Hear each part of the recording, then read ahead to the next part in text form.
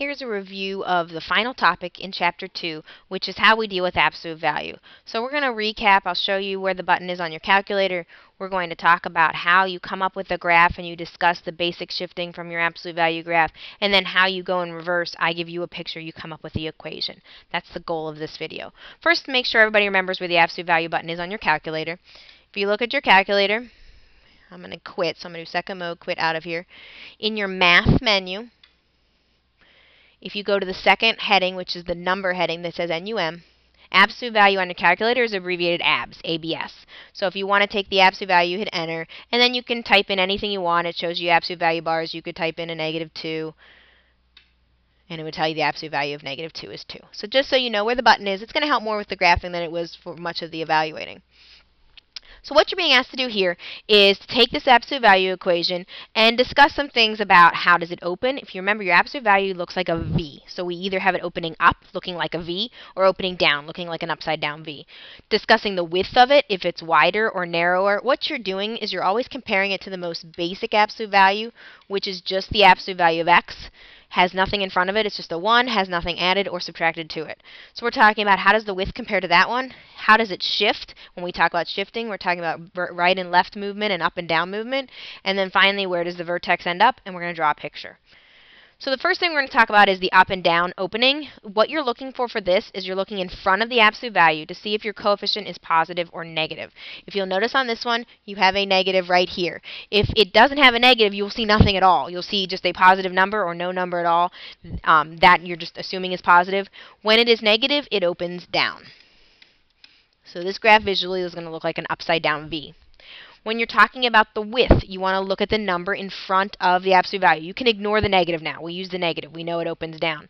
The number, if it's bigger than 1, it will be a narrower graph. It's because the slope gets steeper. If it is smaller than 1, it is a wider graph because the slope gets more gradual. This one, because it is a 1/2, will have a wider graph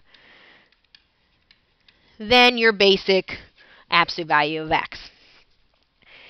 The shift is going to be figured out by looking at what's happening inside the absolute value with the X. That's going to tell me right or left shift. And then what's happening outside of the absolute value at the end, that's going to tell me my vertical, my up and down shift. We mentioned in class, when you're looking at your right and left shift, if it is subtracted, it is moving to the right, which is a little bit opposite than what people tend to think. This will move right 2 spaces. If it was X plus 2, it would move left 2 places. Then the number on the end, if that is a positive number, it shifts it up that many places. If it's a negative number, it shifts down. This is more traditional, what you would expect. This one, since it's +4, will go up 4.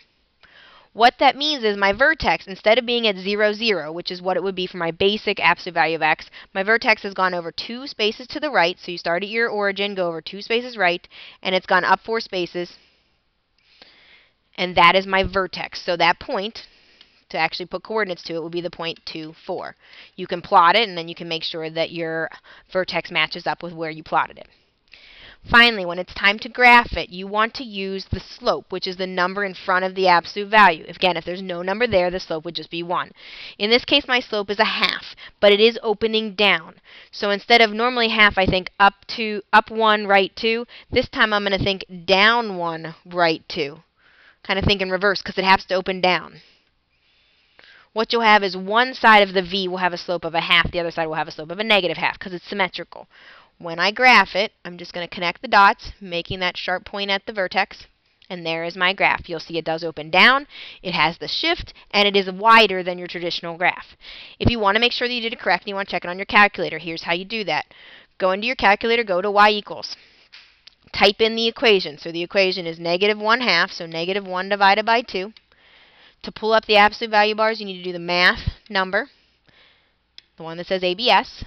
Type in what you see, so X -2. Make sure you hit the minus sign and not the negative button. And then at the end, you want to type +4. You can hit graph. Depending on the last thing you did, it might be safer to do zoom 6. That can make sure that you're back to your standard window. And the picture that you see on the screen should look very similar to the picture that I showed you down there. And obviously, the calculator window is 10 by 10, and I'm only showing you a 5 by 5 window on the actual template that we worked with. But again, same looking graph.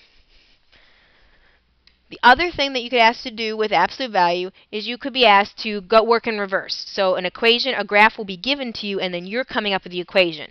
So you're basically going through the same process, identifying the shifting, but now you're putting the pieces in from what you see in the picture. I think the best way to do this is to start out by identifying the vertex. The vertex goes over 2, down 1, so it's a 2, -1. You can also think of it in words. It went right 2, it went down 1. So when I write my equation, in parentheses, I'm going to leave myself a little more space.